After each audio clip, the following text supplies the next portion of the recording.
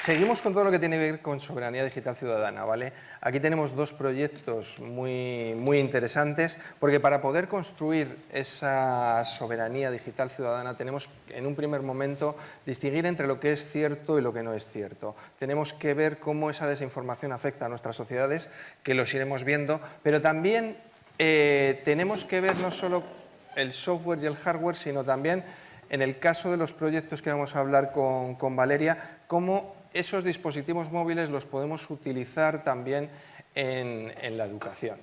Por lo tanto, son dos proyectos que parecen muy distantes, pero en el fondo tienen muchos puntos en común, sobre todo la juventud, los jóvenes, porque hay que empezar desde abajo a construir esa soberanía digital ciudadana antes de que se nos vaya. Por lo tanto, si nuestros jóvenes son capaces de distinguir entre lo que es cierto y lo que no es cierto y manejan bien ese hardware, esa telefonía móvil, para usos en los que les van a dar unas competencias digitales para poder moverse en esta sociedad, mejor que mejor. Por lo tanto, vamos a ir directamente ya con estos dos proyectos, con el de Irene y con el de Valeria, y vamos a hacerlo en inglés, porque esto es como el chiste, un español, un francés, un tal, pues como tenemos un montón de nacionalidades en este proyecto internacional, en este evento internacional, vamos a intentar de nuevo hacer la entrevista en inglés.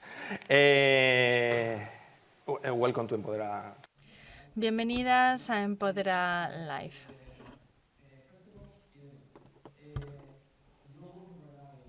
Irene, ahora estás trabajando en Neutral.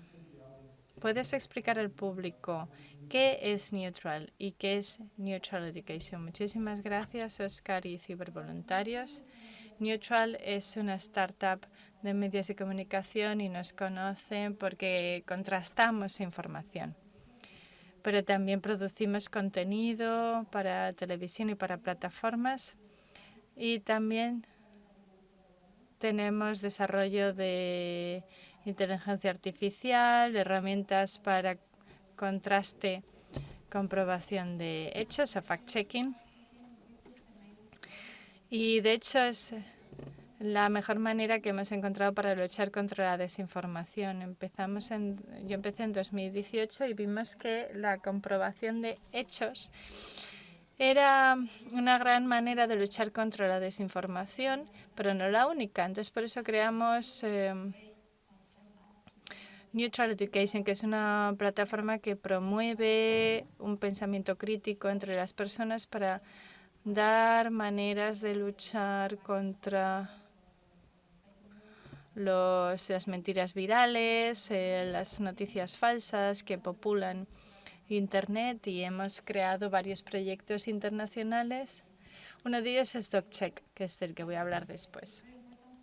Es muy importante para nosotros porque tenemos como dos aspectos de contrastación de datos. Por ejemplo, lo que dicen los políticos, pues buscamos, contrastamos o comprobamos si han dicho una mentira o una verdad. Y luego también tenemos para contenido lo mismo, para contenido viral en medios de comunicación. Y seguimos con la educación. Valeria, tú trabajas en Smart Lesson, que es un proyecto europeo financiado por Erasmus Plus.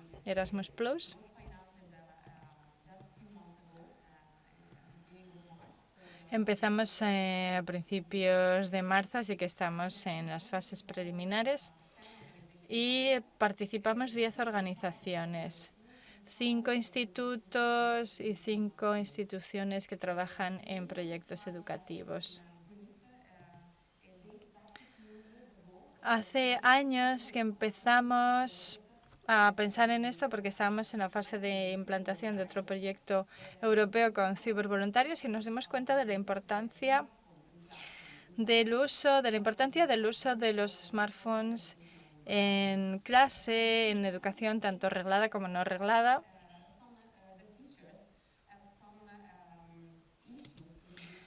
Algunos profesores tenían problemas con los teléfonos por resistencia cultural o por un bajo nivel de competencias culturales en su uso. Y no eran conscientes del potencial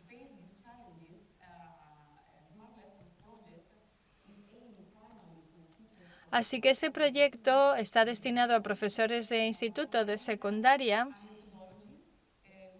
para darles una metodología que les permita diseñar nuevas vías educativas con smartphones, con recomendaciones para el uso de los smartphones para el aula, para que los profesores evalúen las competencias de los alumnos en esos procesos de aprendizaje.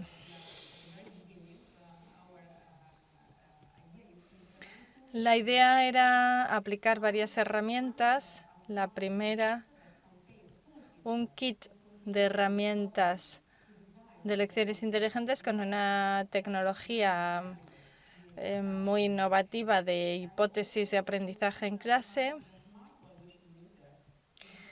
Y luego también con un sensor que evalúa una especie de aparato medidor que mide, o de método medidor que mide las competencias digitales de los alumnos. Y también, volviendo a Irene, me gustaría saber qué es DocCheck. Es una colaboración con cibervoluntarios y otras instituciones internacionales, porque nos hemos dado cuenta de que la desinformación varía de un país a otro, hay diferentes narrativas.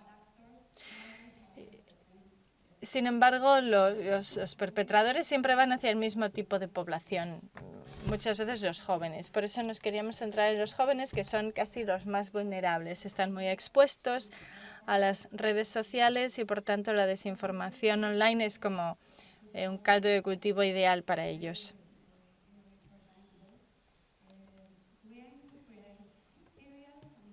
Entonces, creamos herramientas y materiales para dar herramientas de pensamiento crítico y de alfabetización digital a los jóvenes.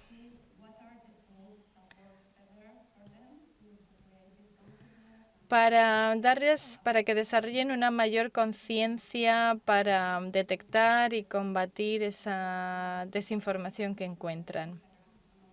Instagram y otras plataformas. Hacemos focus groups. Hemos hecho varios este año y hemos visto conclusiones interesantísimas. Por ejemplo, hemos visto que los jóvenes, la desinformación solo es un problema cuando les afecta a ellos mismos. Si pasa algo, por ejemplo, en su instituto, les preocupa mucho, les afecta mucho. Por ejemplo, si otros alumnos perciben información falsa sobre ellos, si se difunden rumores falsos sobre su propia persona.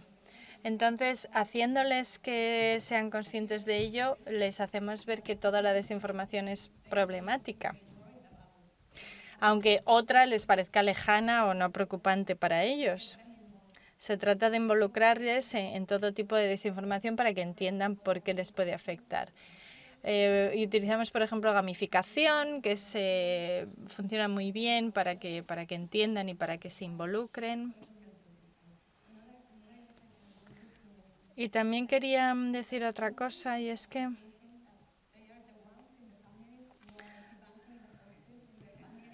a veces ellos son como los pioneros de su familia y entonces se sienten como que realmente tienen que convencer al resto de su familia de que hay que luchar contra la desinformación. Eso se lo toma muy en serio. Muy bien, Valeria. Claro, tener un teléfono móvil en casa, en clase, puede ser un problema. Yo tengo una hermana que es profesora de instituto. Me gustaría saber, cuando os acercáis a esos profesores de instituto y les decís, mira, es un proyecto para usar el móvil en clase, ¿cómo lo reciben? Bueno,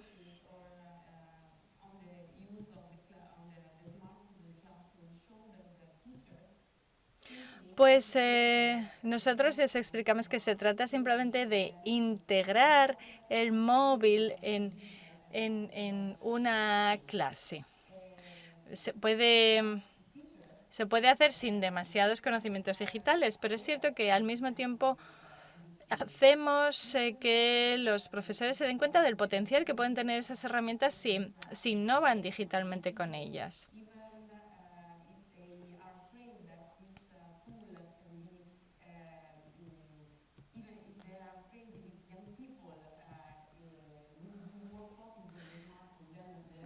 Está claro que no podemos hacer que los alumnos se centren más en el teléfono que en la clase en sí, porque entonces no va a ser nada positivo. Se trata de que usen el teléfono para mejorar sus competencias digitales, para luchar contra la desinformación, desarrollando sus capacidades.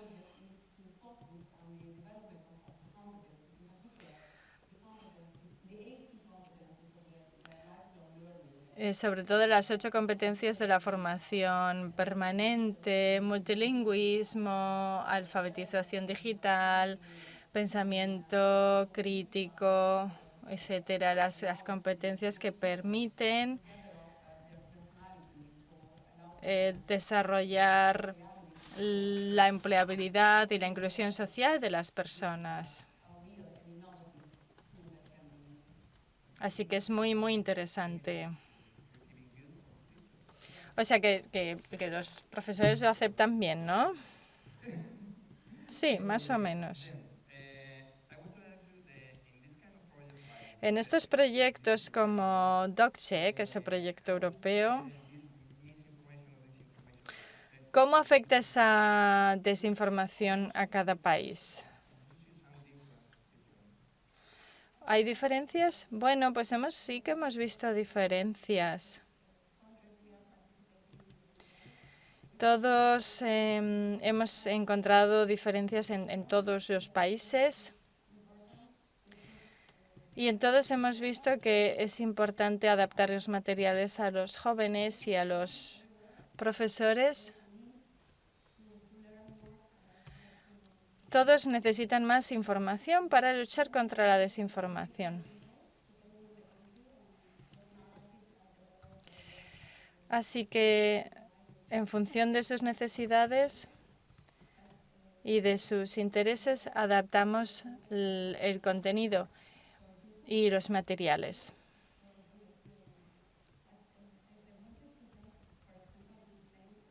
Por ejemplo, en España, la semana pasada tuvimos un caso de niñas de 11 años que vieron sus fotos manipuladas con inteligencia artificial para aparecer desnudas en Internet. Y ahora los padres y los alumnos se dan cuenta de que los problemas que se producen en Internet afectan a la vida real, a la vida de carne y hueso.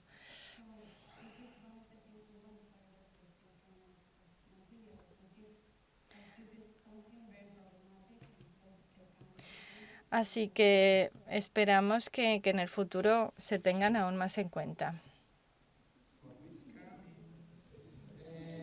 Ya está por aquí Jorge merodeando.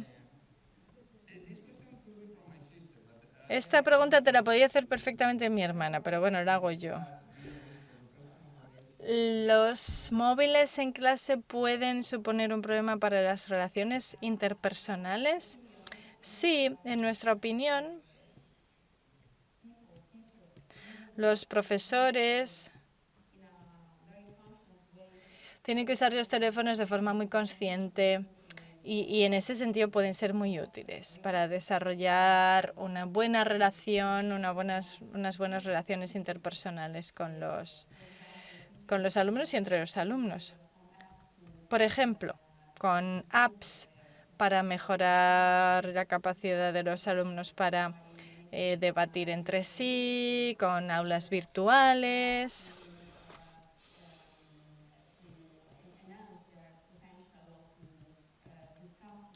Para debatir entre sí o hacer aprendizaje cooperativo.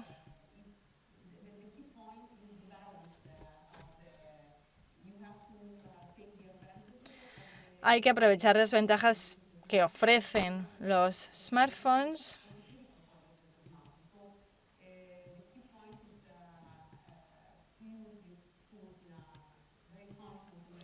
Por tanto, el uso tiene que ser pues muy consciente.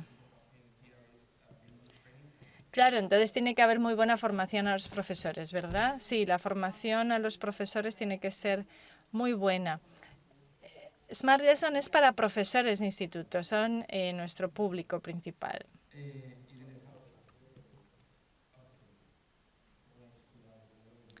Bueno, ya parece que toca preguntas del público. Joyce. Muchísimas gracias a las dos por esta presentación tan interesante. Yo tengo una pregunta porque hemos visto varios colegios o centros educativos que ya no permiten usar smartphones o dispositivos personales.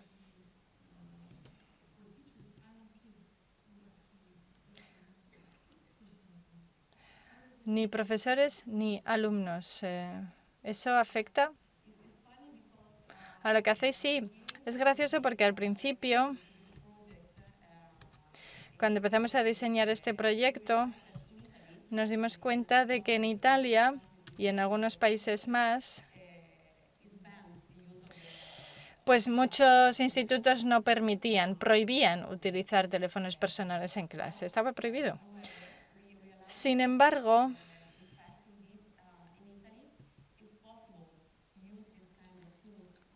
sí se pueden utilizar estas herramientas digitales, si el profesor lo permite. Y si los estatutos del colegio lo permiten, sí tienen fines educativos. O sea, en Italia, en el conjunto del país, está prohibido, pero si se dice que tiene fines educativos, sí se pueden usar.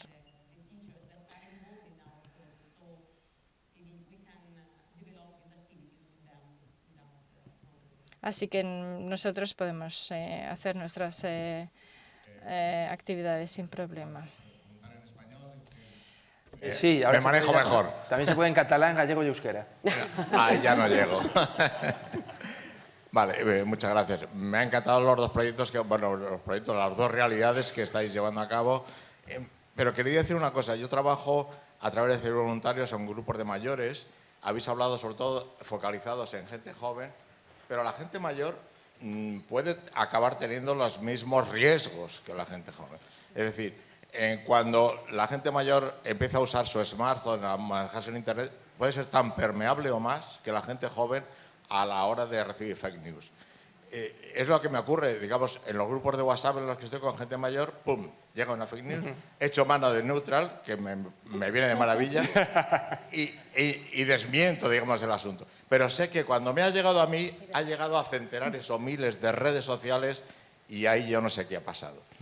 La pregunta es, ¿hay algún mecanismo para que os podáis adelantar, digamos, a esa expansión atómica de fake news que puede ocurrir, que cuando llega a quienes podemos, digamos, echar mano ya es como muy tarde, ¿no? Y respecto a Valeria, que me encanta que seas socióloga, porque yo también lo soy, entonces me siento, digamos, muy cerquita. Sí, pero tienes menos pelo, ¿eh? ¿Eh? Que tienes menos pelo. Muchísimo menos. I didn't get the joke. Okay. Yeah. This is sociologist like you. Okay. But with the less hair. Yes. I hope it's a joke. Yes. Mi pregunta es, cuando abordáis los smart lessons y todo esto, lo abordáis, claro, en colegios, institutos, ayudando a los profesores, a su vez a orientar a la gente joven. Pero claro, la gente mayor no la tenemos en colegios ni institutos. ¿Habéis pensado algún sistema para llegar también a grupos de mayores o grupos fuera de los colegios que puedan utilizar las smart lessons que desarrolláis? Have you thinking a way to get to older people, Yeah. to get to older people that are not found in schools with smart lessons? Because Okay, you can answer after Irene. yes. Primero, ¿puedes responder? Sí. Bueno, claro, las personas mayores, claro, no están en las aulas. Nosotros, antes de lanzar este proyecto, hablamos con formadores, con profesores.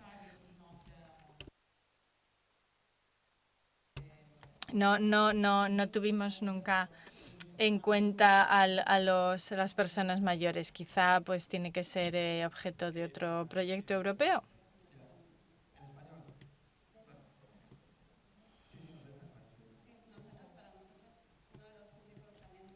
Prioritarios son las personas mayores porque, como decías, efectivamente también son uno de los grupos que más afectados están por esta desinformación y que son más propensos a caer en los bulos, ¿no? Y justo desarrollamos un curso a través de WhatsApp para las personas, enfocado en personas mayores. Entonces las personas pueden seguir el curso a través de WhatsApp, les van llegando las lecciones. Y luego, por otro lado, tenemos un canal de WhatsApp a través del cual recibimos consultas de todo tipo. Porque, como decías, hay canales cerrados, en el caso de WhatsApp, a los que nosotros no podemos acceder y no sabemos qué tipo de desinformación circula. Nosotros monitoreamos activamente todos los canales en abiertos, pues Telegram, Twitter, TikTok, Facebook, etcétera. Pero este canal que tenemos a través de WhatsApp y por el que nos llegan consultas directas es un termómetro que nos permite medir la desinformación que está circulando en esta red social. Y a través de él respondemos con todas las verificaciones que vamos haciendo. Les devolvemos, son casi consultas personalizadas que nos hacen sobre un bulo que les llega y demás, y les facilitamos la respuesta. Ok. ¿Alguna pregunta? Vale. Yo quería también comentarte ya desde otra perspectiva, ¿no? Hablabas de esta aplicación que se ha usado, de esta inteligencia artificial, la polémica que ha habido en España, con estas niñas. Me preguntaba qué podemos hacer también como padres, no solo como activistas, a la hora de que tengamos que enfrentarnos a una situación así, ¿no? Joyce nos hablaba, por ejemplo, antes de que podemos protestar o que podemos informar. No sé si también a través de Neutral o a través de algunos proyectos también, ¿qué podemos hacer? Es una pregunta súper interesante para la que no tengo una respuesta muy clara para darte. Como comentaban Joyce y antes los ponentes, tiene ventajas y desventajas. Para nosotros la inteligencia artificial generativa es súper importante para el trabajo que hacemos. Hemos desarrollado herramientas, pero al mismo tiempo vemos todos los problemas que tienen, no solo con los niños y adolescentes, sino también a nivel de los malos actores, para los que es cada vez más barato generar desinformación. Antes una campaña, una foto manipulada era muy fácil de detectar, de ver, era algo muy visible, y ahora es cada vez más sofisticado. Incluso la voz, cuando falsifican la voz, es cada vez más difícil de determinar cuándo es una manipulación o no. Por eso para nosotros una parte muy importante es Neutral Educación, porque creemos que la alfabetización mediática o la forma en la que los padres pueden acercarse a los hijos para explicar qué es la desinformación, qué desafíos tiene y cuáles son las consecuencias, porque hay veces que para la gente puede ser una broma. De hecho, muchos de los bulos que recibimos son inicialmente bromas, pero que tiene consecuencias reales. Y esa última parte no siempre es fácil de ver para todo el mundo. De hecho, hay veces que nos preguntan como ¿por qué habéis desmentido esta tontería? Si obviamente es falso. Pero hay gente para la que no es tan obvio y es importante también como aclarar. Entonces, es un papel entre educación, acceso a la información verificada y confiable, saber a qué fuentes poder recurrir y explicar los problemas que trae consigo. Ok. Ya está. Ni una más. Te dejo hacer la última pregunta. Una pregunta. A mí me gusta siempre hacer la última pregunta. Yo soy el Espíritu Santo, me gusta cerrar para iluminar. Vale. Are you improving your Spanish? How is your Spanish right now? Bueno, has mejorado el español, ¿verdad? Sí, yo también lo entiendo, pero no lo hablo bien. Sí, pero tienes la máquina de la pasta de la que hablamos ayer, ¿no? Ah, tú tienes máquina, tú haces la pasta de forma tradicional, a mano. Ah, Valeria es la máquina. Bueno, yo soy como periódico, digo cosas que quizá os creéis, quizá no. Me gustaría preguntaros cuál es el bulo más raro que os habéis encontrado, o la desinformación más rara que os habéis encontrado, que hayáis pensado, nadie se lo va a creer. Breve, ¿no? Sí, que está ahí Jorge. Bueno, pues una de las que más me sorprendió, aparte de las teorías conspiratorias, es cuando hace 2 años hubo una gran nevada en Madrid, Filomena, y había gente que mandaba vídeos que decía, no, la nieve no es real, tiene que ser plástico. Y para demostrarlo ponían un encendedor, lo quemaban y decían, pues no se derrite, pero eso tiene una explicación científica. Pero ellos no, ellos decían que es plástico. Fue una de las cosas más raras que nos encontramos. Claro, hay que luchar contra la desinformación y la información falsa. Es muy importante para la sociedad. Pero también es importante que los teléfonos móviles se utilicen bien en el aula. Muchísimas gracias, Irene y Valeria.